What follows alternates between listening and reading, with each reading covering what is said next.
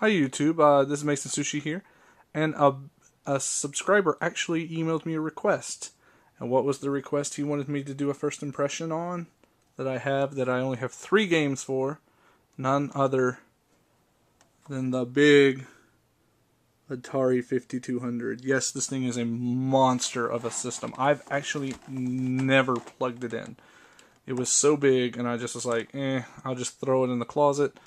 I actually had 5 games when I purchased it at a flea market for $20 many years ago, but I decided to, trade off a couple of the games to a nice member on Nintendo Age. He was awesome and hooked me up with a couple NES games unlicensed for my collection.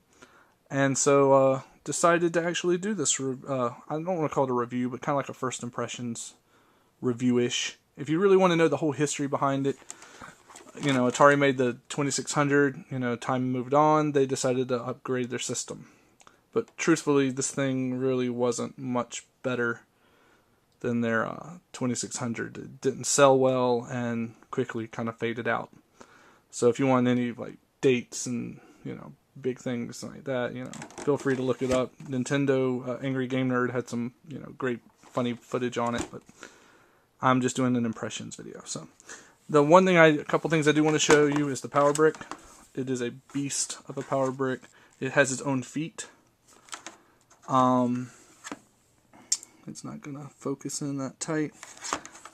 Anyway, it does use a standard plug on the end, so you don't have to worry about having some big brick thing connecting to one of your power strips.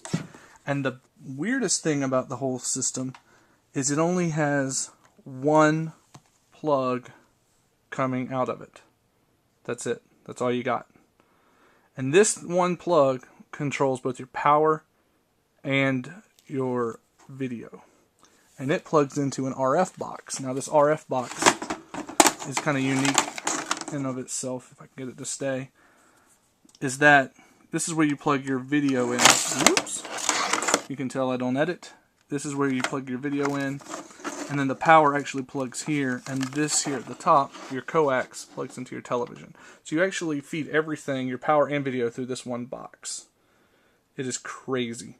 They ended up revising the system later, in the short life that it did have, with 2 controller ports instead of 4. So I'm wondering if this is the first system that actually came with 4 native controller ports on it.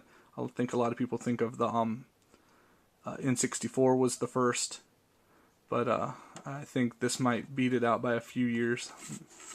But they revised the system with 2 controller ports and actually had 2 separate inputs on the back for the video.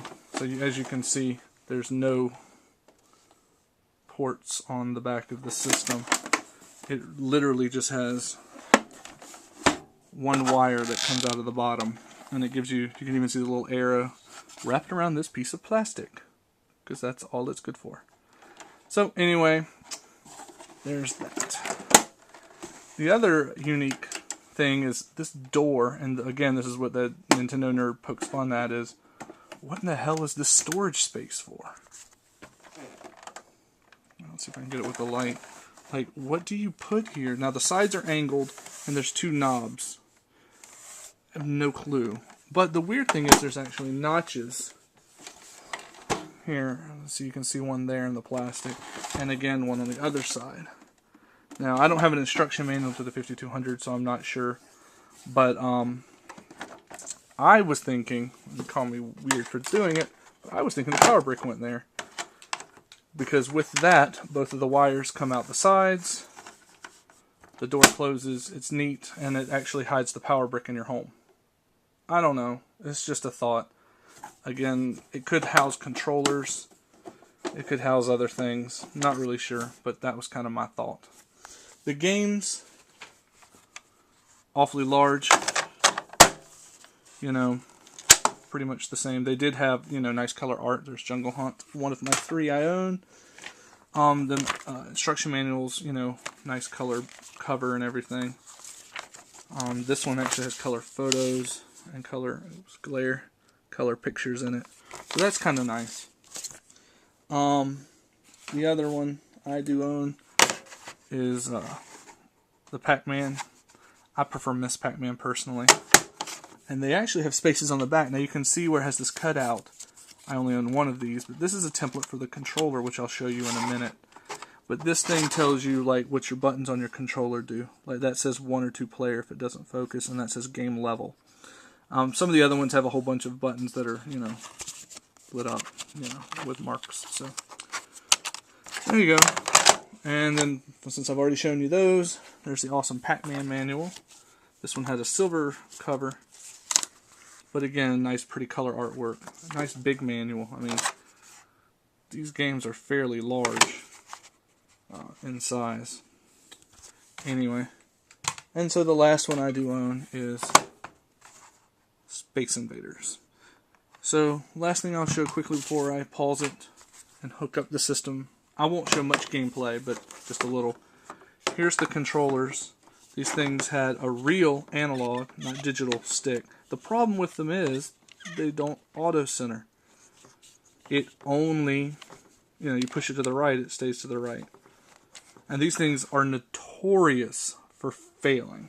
Again, I've never played it, but I'm just going on what I've been told from, you know, reading articles and, of course, you know, seeing funny videos like the Nintendo Nerd and stuff. But you can go online and buy a replacement. This is the Pac-Man insert, controller insert, and, you know, you would press your buttons like that. This thing has a full keypad, like a phone, with pound and star and everything. I mean, that thing is just, it's just ridiculous. I mean, how many games at the time would need all those buttons to input commands? I have no clue. Also, it has 2 buttons on either side, which are kind of nice. And one of the first for the generation, again, stupid flip doesn't focus well. The green you see here says start, the yellow says pause, and the red says reset. So that was actually a new feature. Most people nowadays take for granted pause and, you know, pause button and the start button on controllers.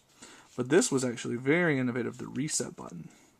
We weren't able to reset modern games, you know, via controller for a long time. I mean, if you really think about it, we didn't have really menu commands till the 360. In-game menu commands. So that was kind of cool. And it does not use the standard 9-pin. It uses a proprietary big fatty pin. So it does not work with your 2600 accessories. Anyway, so this will be the end of this first video here. I guess I've covered everything of the hardware. And I'll do a first impressions of the 3 games I own. Pac-Man, Space Invaders, and Jungle Hunt. If my controllers work, I don't even know if they do. I own 2 controllers. So we might find that we just look at video together and actually have no gameplay. But thanks for watching this one, and I'll put up the second one here in a second.